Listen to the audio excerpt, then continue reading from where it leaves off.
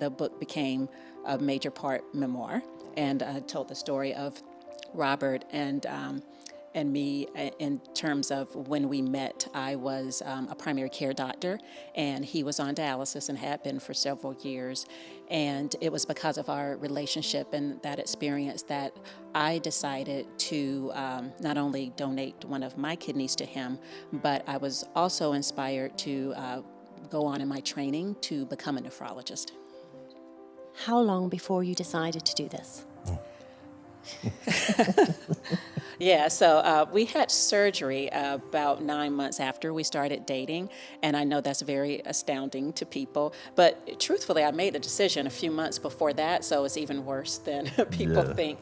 But what I say to people is, we were both in our 30s when we met. He had been facing mortality with this serious illness. I had a previous marriage. We had been around a block a couple times, and so once we found each other, we knew what we had and what we were doing. So to me, it wasn't that much of a leap. Not to say that it was an easy experience. It definitely I needed some time to recover. But compared to what I think Robert had to endure for what's more than 6 years, it was nothing. And I knew that my kidney would give him the best possible chance of having a long and healthy life. When Vanessa said to you that she was going to donate her kidney to you, I mean, what was your reaction? Several people before had wanted to donate and gone through the process and then decided against it. So, I kind of built up a reduced expectation around what that meant. And then, also, there's weight with someone that donating to you. And I didn't want to have that between us. It wasn't real to me. Right. His initial reaction was, no, I don't want to do that. So I just stopped talking about it. I just went about my business of, finding out if I would be a compatible donor. And the next time I brought it up, we had a surgery date. So. Yeah. Well, just the fact that you were actually compatible in that way, that's extraordinary. Well, it's not as difficult as people think. For like a bone marrow transplant, for example, people do need to be very close matches.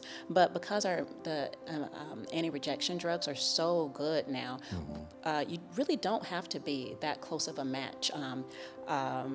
It's being a compatible blood type, it's making sure that the donor is healthy enough to donate.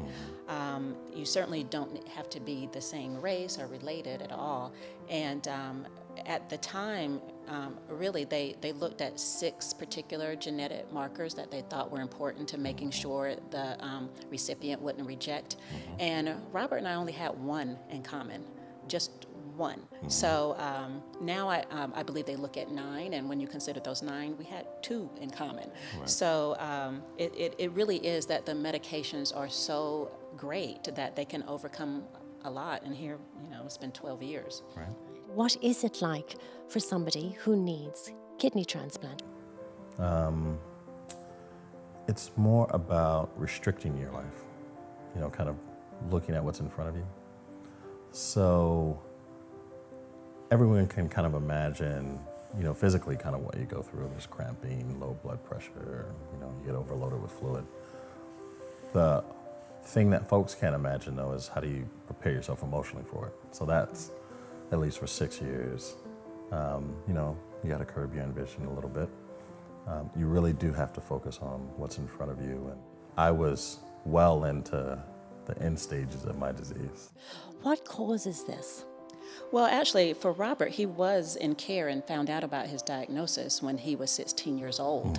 It's just that most cases of chronic kidney disease, people don't have any symptoms until it's very, very late in the course, and really there's nothing to do but you start dialysis if there's no transplant available. In this country, in the U.S., most of chronic kidney disease is caused by diabetes and high blood pressure. That's 2/3 of it. Robert happened to be diagnosed with something that's a bit more hereditary and part environmental. The acronym for it is FSGS. what was the difference in your recovery times? Robert, how long did it take for you to feel a little bit more normal? Immediately was for me, well, sans the complications, but immediately. I mean, I think I was up within 12 hours after the surgery, walking He was around. up walking before I was. Yeah. I was so embarrassed. And I immediately felt better. I had more energy. I was functioning normally, and I wasn't on the machine. So I immediately felt different or more normal. And then, of course, you ended up getting married. That's right. How long ago is it now? Well, 12 years. 12 years. Our wedding was 4 months after surgery. Your book, Hundreds of Interlaced Fingers, we have it here. Can you hold that up, please? Because I'd love people. I think it's fascinating. I mean, it's just full of information. Let me just read what they said. It traces the roots of racial disparity in kidney transplants, but it's not just about that. It's about all the medical stuff and the whole thing, right? Certainly our whole story. It is a lot more, where I really hope to give people information so that they can really be empowered to do what feels right for them and their family members, as well as not allow fear to keep them from doing what is really best for them. Yeah.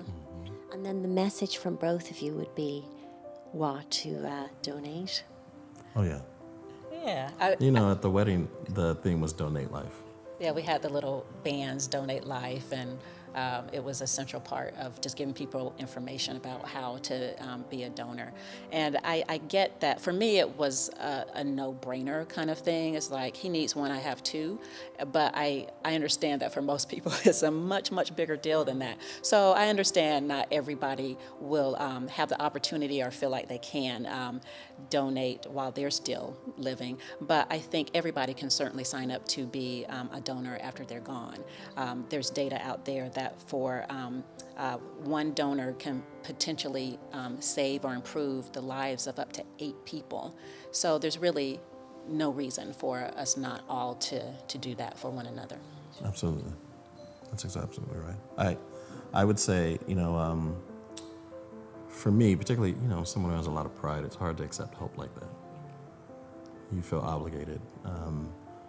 But, in perspective, it really is allowing someone, who loves you and someone you love to express that, right? And take it as the gift that it is.